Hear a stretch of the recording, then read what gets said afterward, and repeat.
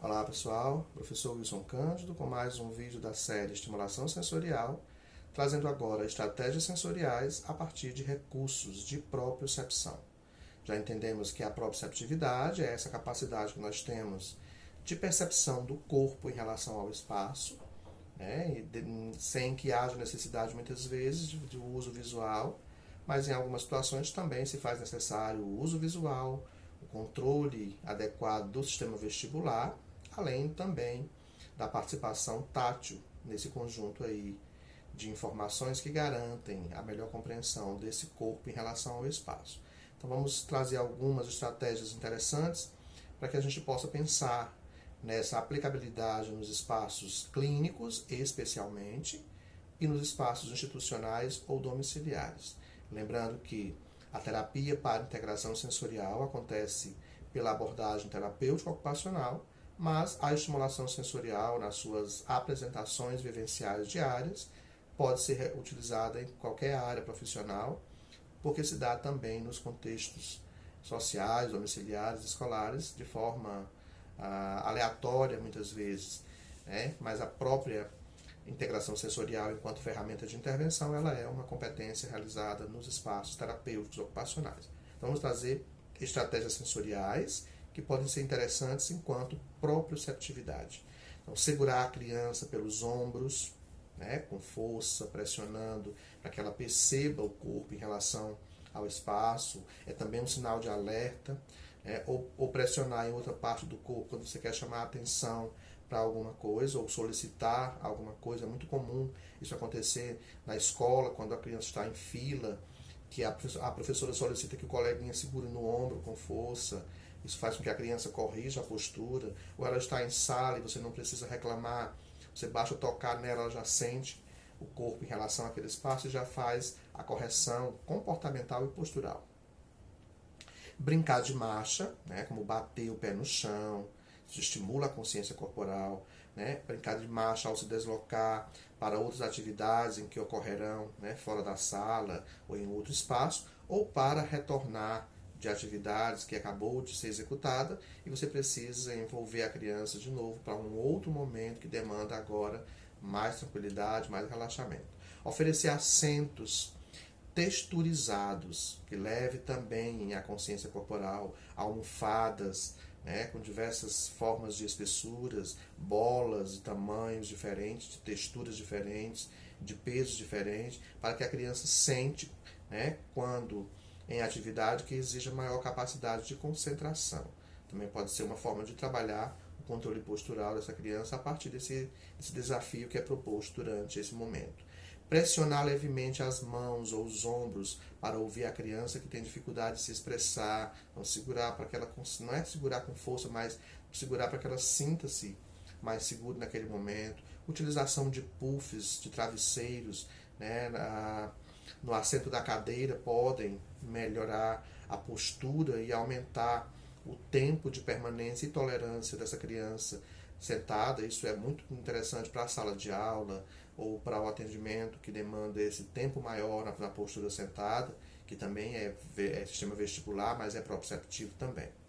Incentivar o toque de pressão entre as crianças durante as filas, seja para sair, seja para voltar, para que haja também essa consciência corporal que promove relaxamento e melhor organização, inclusive dos comportamentos. É interessante em alguns momentos fazer o ajuste da mesa em relação à cadeira da criança e da cadeira em relação à estatura da criança. É importante fazer esse ajuste na altura das mesas e das cadeiras para que a criança apoie o pé no chão de forma funcional e o cotovelo na mesa. Uma mesa muito alta ou muito baixa pode trazer aí algumas dificuldades posturais que mais tarde irão se refletir enquanto, né, alterações na coluna ou em posturas mais inadequadas. Utilizar toque de pressão para diminuir os estados de alerta e favorecer a manutenção da criança enquanto capacidade atencional durante uma atividade. Algumas dicas podem ser muito bem-vindas de atividades práticas, né, como brincadeiras de esconde-esconde, como brincadeiras de explorar pequenos espaços, e a criança vai descobrir se o corpo dela ocupa bem ou não esse espaço. Brincadeiras onde a criança tem que trabalhar né, esse corpo por inteiro ou partes segmentadas do corpo, brincadeiras onde a criança precisa adivinhar a textura de alguns objetos, aquela caixa tátil, ela é muito interessante porque ela trabalha não só a condição proprioceptiva, que é a compreensão da criança enquanto posição que a mão está ocupando dentro da caixa, mas ela também estimula outras áreas sensoriais importantes, paralelo a esse controle postural, né, e consciência corporal, que é a discriminação tátil.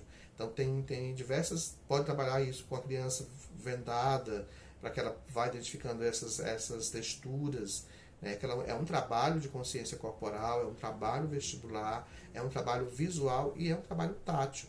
Pode fazer essa alternância entre essas vias sensoriais, porque uma atividade de estimulação ela não se restringe a um campo sensorial específico. O objetivo pode ser pensado para esse campo, mas ele está trabalhando outras áreas sensoriais simultaneamente associadas a isso. Então, pressão, filas, sentar e levantar, a postura na cadeira, as brincadeiras nos circuitos, onde a criança tem que ficar de pé, tem que abaixar, tem que deitar, tem que rastejar, tudo isso é consciência corporal que é estimulada a partir da compreensão da criança desde tenra idade, lá no início do processo que chamamos de neurodesenvolvimento, que vai gerando condições importantes para a superação de algumas dificuldades, tá? Então, quando a gente fala de neurodesenvolvimento, é importante lembrar que é nesse período inicial onde todas as possibilidades de ganhos podem ter uma representação maior, porque a gente está falando dos primeiros 7 anos de vida. Esses primeiros 7 anos de vida trazem como grande significado as chamadas janelas de oportunidade, que é aquela abertura que o nosso cérebro tem para receber todas as propostas de estímulos, né, que o mundo oferece, seja ele dentro de casa, na rua, na escola, nos espaços de atendimento, e que são favoráveis ao pleno desenvolvimento da criança. E nesse sentido, todas as vias sensoriais são trabalhadas. Quando o bebê começa a sair do colo da mãe, que vai para o chão, que ele começa a desenvolver aquelas etapas importantes como arrastar, engatinhar, ficar de pé com apoio, sem apoio, andar com apoio, sem apoio, tudo isso é consciência corporal que ele está adquirindo. Isso é proprioceptividade. Quando o bebê começa a explorar a casa, ele não vai andar pelos espaços maiores da casa.